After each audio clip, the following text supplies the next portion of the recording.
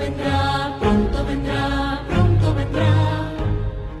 Qué glorioso encuentro. Hola, hola, mis queridos amigos y hermanos, Maranata. Sean todos bienvenidos una vez más a una nueva entrega de su programa Punto Central, un conversatorio donde analizamos las ideas principales que nos deja la lección del folleto de Escuela Sabática. Hoy estamos empezando un nuevo trimestre y un nuevo año con una lección espectacular titulada Uniendo el cielo y la tierra, Cristo en Filipenses y Colosenses. Y qué valiosa lección que tenemos. Pero antes yo quiero presentar a mi acompañante, Abner Sandoval. Amigo, bienvenido. Hola Johnny, ¿cómo estás? Queridos amigos, es un gusto saludarles. Estamos contentos por continuar con el estudio de la Biblia principalmente. En estas cartas nosotros podemos ver mucho de lo que debe pasar, de lo que va a pasar y lo que Pablo anhelaba para la iglesia, obviamente inspirado por el Señor. Va a ser en verdad espectacular el estudio de este trimestre, amigo. Estoy segurísimo de eso. Y quiero empezar, amigo, con pie derecho, este nuevo año, este nuevo estudio, con una oración. Así que quiero pedirte, amigo, que me ayudes dirigiendo la oración para empezar. Oremos. Padre Santo, oramos a ti para pedir tu compañía. En esta lección y en todas las que vienen, Padre amado, anhelamos acercarnos a ti en este año y anhelamos tener tu presencia en nuestros hogares, en nuestras iglesias y puntualmente en nuestras vidas. Gracias por la bendición de Cristo Jesús. Oramos en el nombre de Él. Amén. Amén. Bien, amigo, tenemos la lección número 1, que el título te dice perseguidos, pero no olvidados. Me gusta mucho el versículo de memoria de esta semana, que es Filipenses 4:4. Regocijaos en el Señor siempre. Otra vez os digo, regocijaos.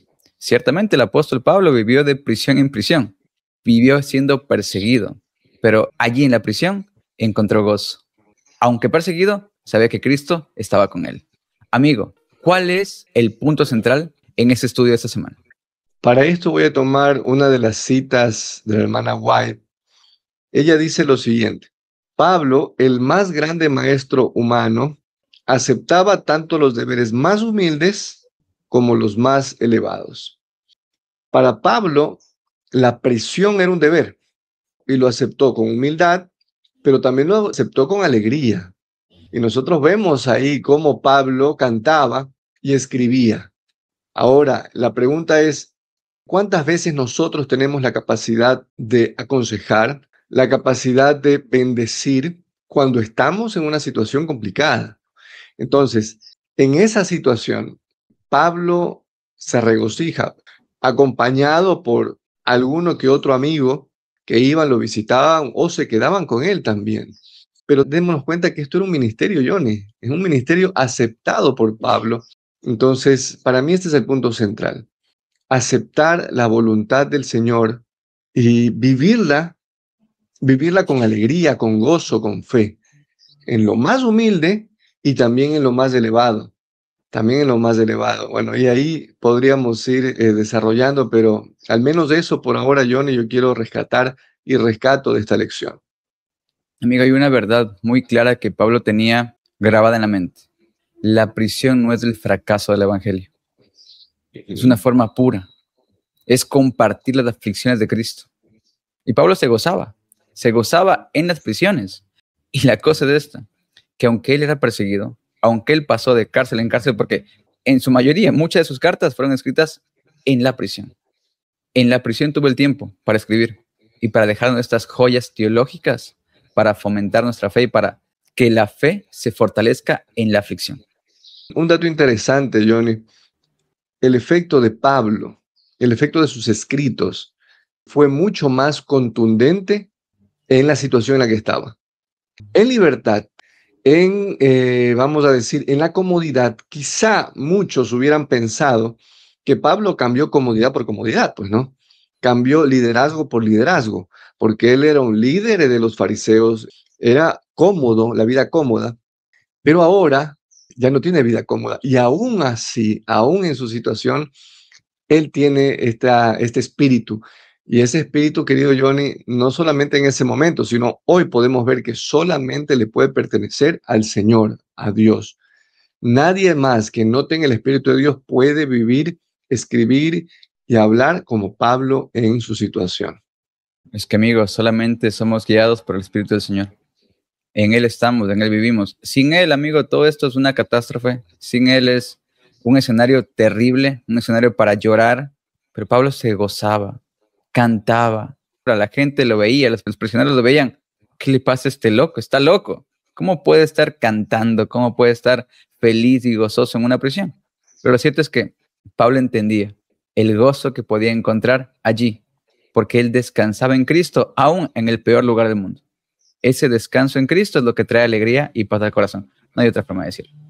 Esto a mí me llama la atención, como Pablo en muchísimas cartas, y aquí te pongo Efesios, Filemón, Colosenses, 2 Timoteo, él es prisionero, yo prisionero, Pablo prisionero de Jesucristo, prisionero de él, acordado de mis prisiones. Y a mí me gusta mucho la cita que está en la parte superior, que es 2 Timoteo 3, que te dice, todos los que quieren vivir piamente en Cristo Jesús padecerán persecución. Y por eso él, al empezar su carta, su segunda carta a Timoteo, él le dice, no te avergüences del dar testimonio de nuestro Señor, ni de mí, preso suyo, sino participa de las aflicciones por el Evangelio según el poder de Dios. Y eso, amigo Abner, a mí me recuerda a lo que dice Romanos. No me avergüenzo del Evangelio, porque es poder de Dios para salvación. El apóstol está indicando a su querido y fiel hijo, Timoteo, no te avergüences, participa de las aflicciones por el Evangelio.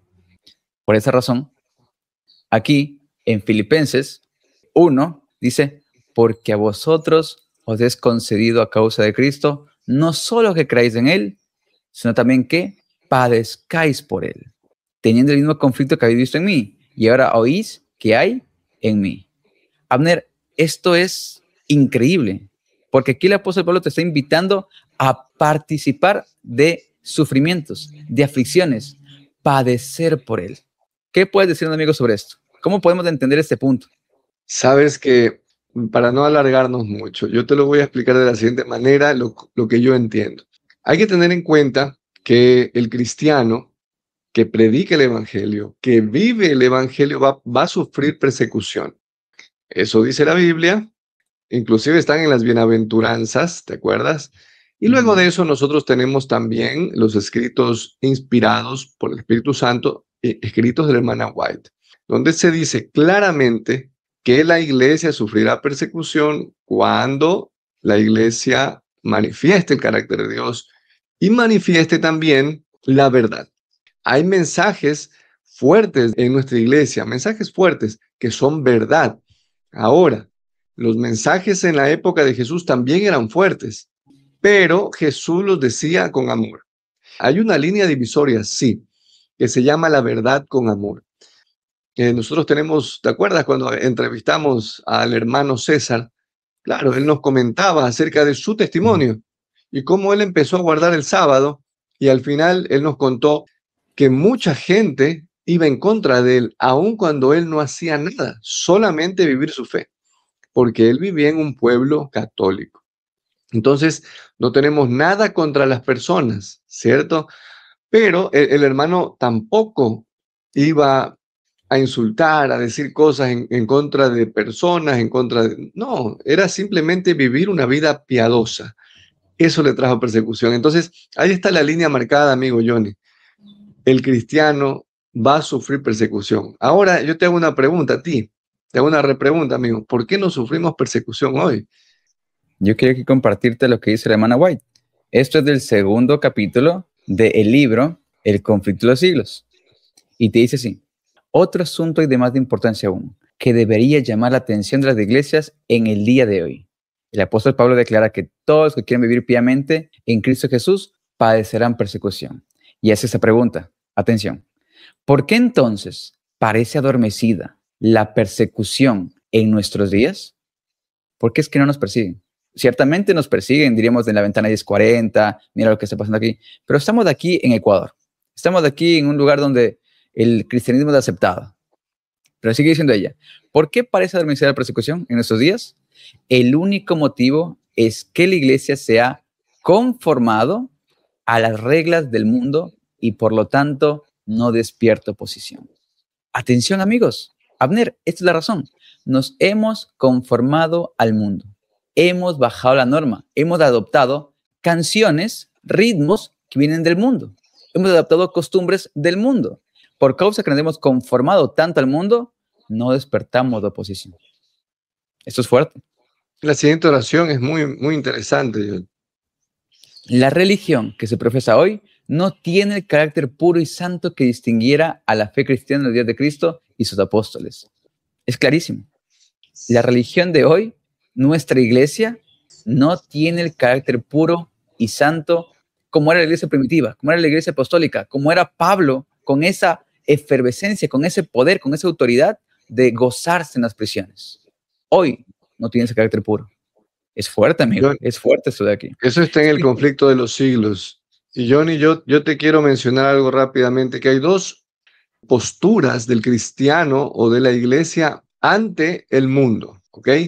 Históricamente tenemos solamente dos posturas. Todo es como dos embudos. Muchas decisiones te llevan o a una o a la otra. ¿Cuál es la primera? Que la iglesia al inicio no quiso tomar. Nosotros podemos leer un poco de historia y vamos a encontrar esto. La primera, la iglesia no quiso tomarla deliberadamente. Fue una consecución de acciones. ¿Cuál? Unirse políticamente, religiosamente, civilmente, cívicamente al poder de turno. Nosotros, históricamente, Johnny, ¿por qué la iglesia cristiana apostató? ¿Por qué se cambió el día de reposo? ¿Por qué empezó a perseguir la iglesia cristiana? Por esto, la historia dice que los cristianos se cansaron, algunos se cansaron, entre comillas, de ser perseguidos y entonces dijeron, bueno, pues vamos a unirnos al poder político. Con el poder político vino la paz, entre paréntesis paz. ¿Por qué? Porque ahora estos cristianos ya no eran perseguidos, se convirtieron en perseguidores. Johnny, hoy estamos viendo lo mismo. Con el despertar del progresismo, en ciertos países los cristianos empezaron a ser perseguidos, entre comillas. Empezaron a ser multados por no aceptar las prácticas LGTBIQ+, empezaron a ser perseguidos, entre comillas. Una persecución aparente. ¿Qué pasó? Hoy tomaron el poder. Sobre todo en el país del norte, tomó el poder la derecha, porque ahora la iglesia cristiana dijo, ya no quiero vivir en ese mundo, ahora vamos a tomar el poder político.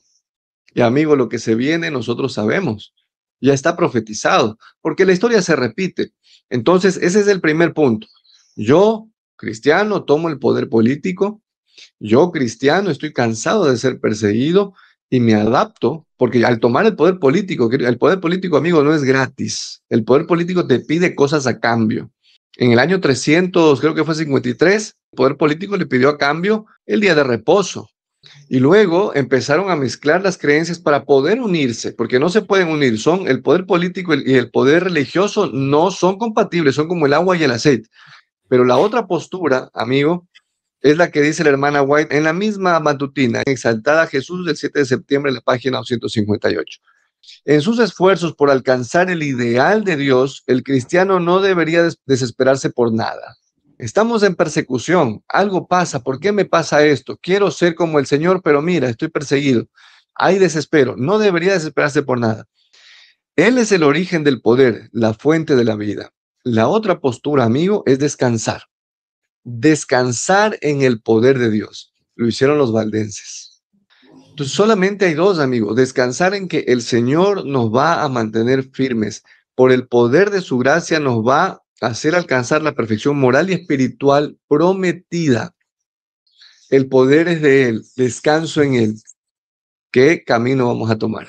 Esa es la pregunta. Yo recuerdo ciertamente que la hermana White en Testimonios para la Iglesia, ella menciona que las pruebas revelan quiénes somos nosotros. Ponen en manifiesto si nuestra fe descansa en Dios o en las circunstancias. ¿En quién creo? ¿En quién confío? ¿Confío en el hombre? Confío en Dios. ¿Confío en mi fuerza? ¿En mi sabiduría? ¿En mi inteligencia para poder esquivar el peligro? ¿Para poder salir del problema? ¿O confío en que Él lo haga? Amigo, y Pablo aceptó su suerte y puso su vida en las manos del Señor. Pablo no se puso a disposición de César, no se alió con César, no buscó ser parte del poder para poder él mismo salir de esas dificultades. No, Pablo aceptó su suerte. Como dijo la hermana White, ¿no? Fue una obra que se le encomendó a él en la cárcel. Esa obra fue semilla. Si él se hubiera aliado con los poderes de turno, si él hubiera rebajado el evangelio para que su vida y su condición hubiera sido mejor, hoy no tendríamos los libros y hoy no tendríamos iglesia. Muy posiblemente, amigo. ¿Y dónde está la clave, amigo? ¿Dónde está la clave de cómo Pablo soportó esto? Para mí, 2 Corintios, capítulo 2, versículo 9 y 10, conocidísimos. Recordemos, ¿no? Pablo tenía un problema físico, un problema que le dolía y que él le ruega al Señor que lo quite. Pero el Señor le responde, bástate mi gracia, porque mi poder se perfecciona en la debilidad. Por tanto, dice el apóstol, él comprende. Ok, entonces, cuando yo soy débil, wow, es Él donde está perfeccionando, es Él donde está actuando. Y dice el versículo 10, por lo cual, por amor a Cristo me gozo, como mencionaba, en las debilidades, en afrentas, necesidades, persecuciones, angustias, porque cuando soy débil, entonces soy fuerte. Y soy fuerte, amigo, no porque confío en mí, sino porque aprendí que debo confiar en Él, de que es Él quien nos sostiene, de que es Él quien levanta, de que es Él el que permitió que pasara eso, sí, pero lo permitió porque quiere fortalecerme, porque quiere pulirme, porque quiere que sea sin mancha ni arruga delante de Él. Amén. Es por eso que la hermana White, en la cita que puse de El deseo de otras gentes, ella termina diciendo esto. Atención, si el cristianismo es aparentemente tan popular en el mundo, se debe al espíritu de transigencia con el pecado. Pero atención, mira lo que ella insta, el consejo de ella, revivan la fe y el poder de la iglesia primitiva. Ojo, es por las dificultades que la fe es probada. Y ella dice, revivan esa fe y el poder de la iglesia primitiva y el espíritu de persecución revivirá también y el fuego de la persecución volverá a encenderse. Amigo, Pablo se gozaba de esto. ¿Cuánto más nosotros no somos llamados a gozarnos de esas aflicciones? A gozarnos de las aflicciones y persecuciones que Cristo sufrió también aquí en la tierra. Así es, y bueno, mis palabras finales al respecto se refieren a eso, ¿no? Es una invitación. ¿Qué es vivir por fe? ¿Qué es tener la fe de la iglesia primitiva? Es la fe simple, es la fe que abre la palabra del Señor, que abre la Biblia, la estudia y la hace. Es la fe que pone en primer lugar al prójimo antes que a uno mismo. Es la fe que es capaz de vender todo para darle a los pobres. Hoy esa fe ha desaparecido. Hoy razonamos y reflexionamos para dar $1 en la calle.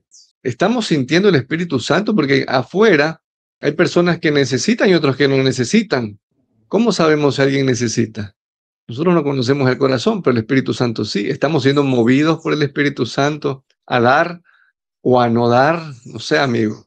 Hoy nuestra visión ha sido nublada por las otras preocupaciones que tenemos, por agradar al mundo, por tener un futuro aquí en este mundo. Entonces, la pregunta es, ¿no? Y la invitación es, ¿podemos tener esa fe? ¿Podemos reavivar esa fe primitiva en nuestra iglesia? La invitación no es solamente a predicar, no es solamente a decir, la invitación es a hacer. Yo creo que la invitación es a vivir el evangelio.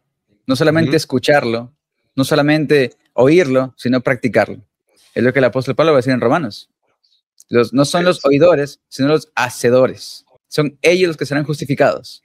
La única forma de alcanzar la justicia de Cristo no es solamente quedándome de manos cruzadas y oyendo lo que dice el pastor, lo que dice el hermano, lo que dice el anciano. Es lo que yo leo, lo que el Señor me muestra en su palabra, ir y vivirlo. Ven y toma, hijo mío. Toma esto que te doy. Y yo quiero terminar con mis últimas palabras. De hecho, yo quiero compartir las palabras de la hermana White, que sean mis últimas palabras. Es la matutina, maravillosa gracia de Dios. Y dice así, es el privilegio de toda alma ser un canal vivo por medio del cual Dios pueda comunicar al mundo los tesoros de su gracia, las inescrutables riquezas de Cristo. No hay nada que Cristo desee tanto como agentes que representen al mundo su espíritu y carácter. No hay nada que el mundo necesite tanto como la manifestación del amor del Salvador mediante la humanidad. Todo el cielo está esperando que haya canales por medio de los cuales pueda derramarse el aceite santo para que sea un gozo y una bendición para los corazones humanos. Amigos queridos, el cielo está esperando que usted y yo, que nosotros seamos de esos agentes, esos canales de bendición, para que el mundo entero pueda conocer a Cristo y así, por el poder del Evangelio, podamos vivir el Evangelio, podamos predicarlo no solo como palabras que entran y salen, sino palabras que convierten el corazón, palabras que llegan hasta lo más profundo y nos llevan a ser semejantes a Cristo, imitadores de Él, como diría el apóstol Pablo. Y para concluir ese tema, amigo Abner, quiero pedirte una última oración para cerrar ese estudio. Oremos. Gracias te damos, Padre, por habernos dejado claras enseñanzas. Pero hoy te pedimos poder, te pedimos fuerza para poder vivir el Evangelio, para aceptar, Padre amado, la parte que nos corresponde, la parte que nos toca, para aceptar, Padre, inclusive cuando no vemos el futuro, aceptar que tu voluntad hoy es lo mejor que puede haber para nuestras vidas. Oramos, Padre amado, para que mediante tu Espíritu Santo muchos más te puedan conocer, pero sobre todo para que nosotros podamos ser canales vivos de ese aceite que se derrama desde el cielo. Oramos en el nombre de Jesús. Amén. Amén. Bien, amigo Abner, te agradezco por estar aquí con nosotros. Y ustedes también, amigos, gracias por habernos acompañado en este estudio. Les recomendamos que le den me gusta, se suscriban y compartan este estudio para poder llegar a más personas y seguir creciendo más y más de este ministerio. Nos vemos la próxima semana, Dios mediante. Bendiciones. Chao, chao. Maranatha, Cristo viene, falta